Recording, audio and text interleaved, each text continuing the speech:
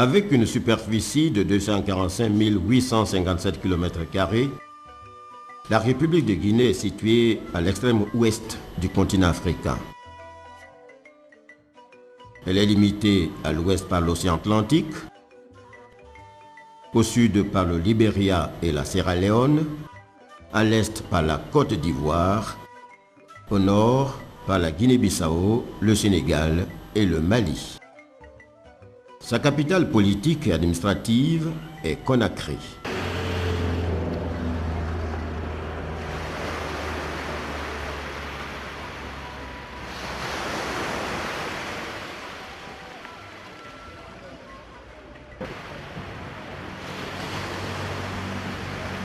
Baignée par l'océan Atlantique, Conakry est une ville peuplée d'environ 2 millions d'habitants.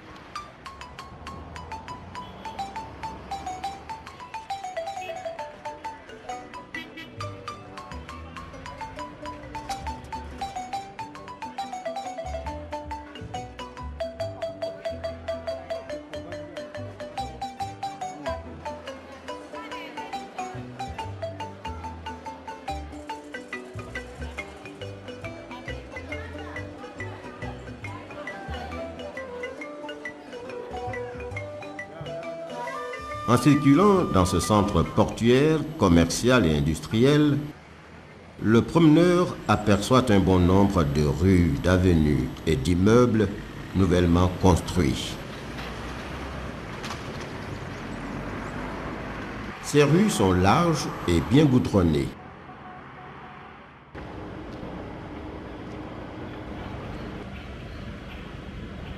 Il y a de nombreuses maisons à étages entourées de jardins pleins d'arbres et de fleurs.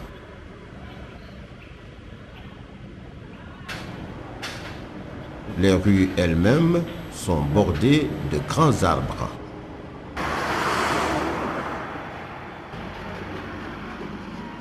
À regarder de plus près, Conakry apparaît sous la forme d'une cité-jardin. En examinant avec attention les tableaux qu'il offre à nos yeux, l'on a tendance à croire que les maisons poussent avec les arbres ou vice-versa. Cette situation profite de la très grande proximité de l'océan qui répand de jour et de nuit sa fraîcheur sur Conakry.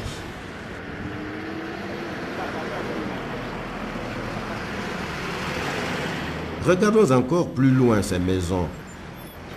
Que de bienfaits la nature luxuriante répand à profusion sur cette cité-jardin. Un vent léger et chargé d'humidité souffle sur les arbres et la verdure environnante, caressant de sa douce brise la cité.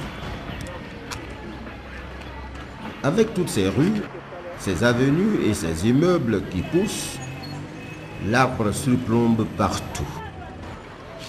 Et se dégage réellement une harmonie entre l'architecture de la ville et la nature.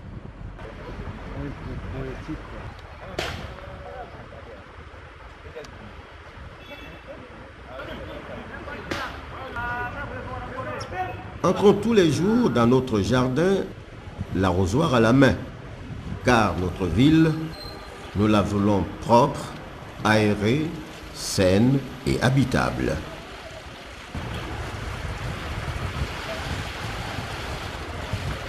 Tous ces arbres qui ont grandi ne sont pas ce qu'ils étaient il y a quelques années. Ils constituaient en effet de jeunes pousses entretenues dans des pépinières. Ainsi, le spécialiste M. Daouda Youla, en service au ministère de l'Environnement, Direction nationale de la prévention et de la lutte contre les pollutions et nuisances, chargé des rejets industriels, nous édifie sur la mise en place de sa pépinière. Souvent, je partais rendre visite à mon collègue au jardin botanique des eaux et forêts. Et à chaque fois que je me présentais auprès de lui, au retour, il me donnait 1 jusqu'à 2 plants à titre symbolique que j'envoyais aussi directement dans mon village. Alors, je me suis décidé, ayant une formation dans ce domaine et en ayant aussi la conviction à cette assertion qui dit que les moyens de subsistance proviennent du Créateur et que les efforts, c'est nous les êtres humains. Alors, à partir de là, l'idée m'est venue directement de faire la mise en place de cette pépinière.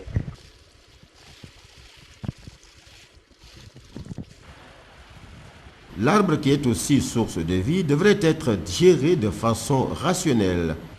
Pour chaque arbre abattu, un nouvel arbre devrait être mis en terre et entretenu.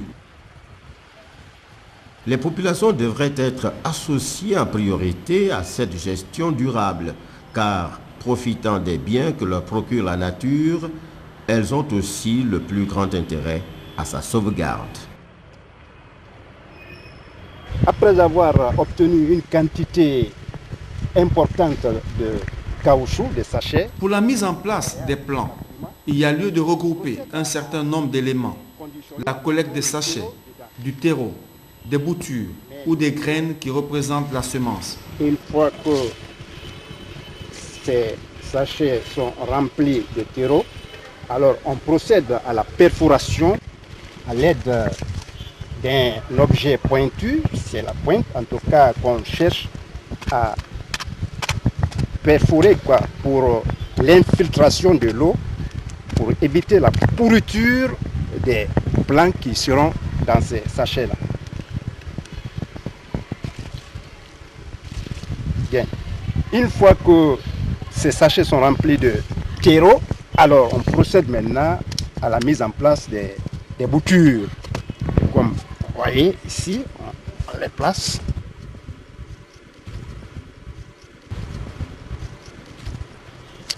Et ensuite, voilà. En saison sèche, des citoyens forment un cercle autour d'une théière qu'ils ont introduite dans leur mode de vie. Ce récipient, spécialement conçu pour faire bouillir le thé, est présent dans tous les coins de rue. Ici et là, des citoyens s'enivrent à l'ombre des arbres. Ils dévisent non seulement de problèmes qui leur sont familiers, mais aussi de tout et de rien.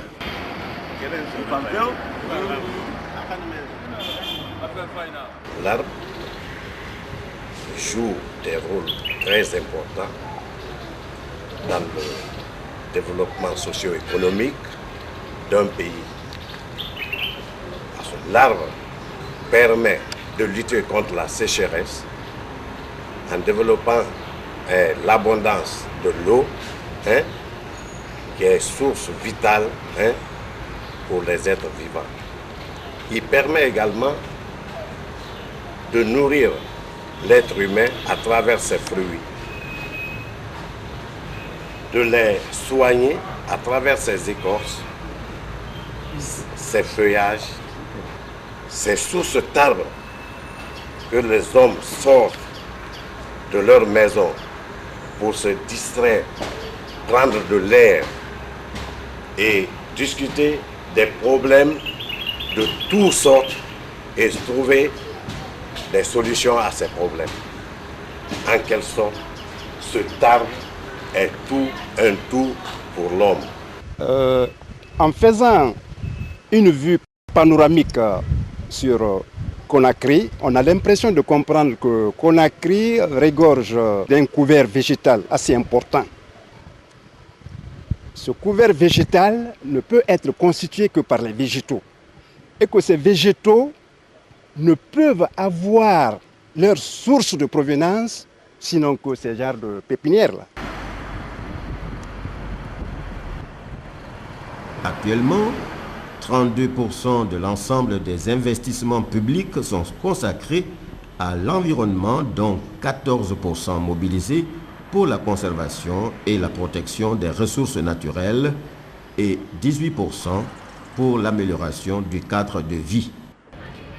La collectivité n'est pas toujours sensible aux problèmes de l'environnement. C'est pourquoi elle continue encore à accorder peu de prix à la terre, à l'eau et au bois. S'agissant de l'espace, il faut bien le gérer et apprendre à introduire un réflexe environnemental dans les modes de vie. Cela nécessite l'implication de la société, dans les actions à entreprendre par le biais de l'information et la sensibilisation. La Guinée possède des ressources naturelles abondantes et diversifiées. Le climat est propice à leur renouvellement. Ces biens appartiennent à l'ensemble de la collectivité. L'eau, la terre, le bois ne sont pas inépuisables et pourraient disparaître dans l'avenir faute d'une gestion rigoureuse. Aménager, éviter le gaspillage et préserver ce patrimoine, tel est le défi que nous proposons. Dès aujourd'hui, nous devons nous soucier de notre cadre de vie. Il en va de notre mieux vivre et de celui de nos enfants. Nous devons être des amis de la nature, nous qui aimons avec passion les arbres et incitons à en planter partout dans la ville, le long des routes et tout autour des maisons. Comme dirait l'autre, celui qui plantera un arbre n'a pas démérité. Il a donné quelque chose pour l'humanité.